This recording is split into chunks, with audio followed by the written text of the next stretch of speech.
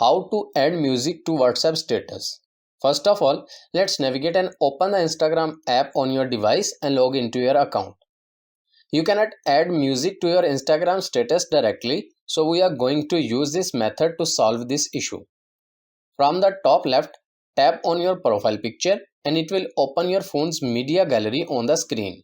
Select a photo or video, and once it opens, from the top menu, find and tap on the music icon to move next. From this music library, explore or search for the desired music and tap on it to add. Once the music is added, from the top right, tap on the three dots and save this video to your phone. Now let's go back and open the WhatsApp app on your phone. From the bottom menu, go to the Updates tab and then tap on My Status at the top left side.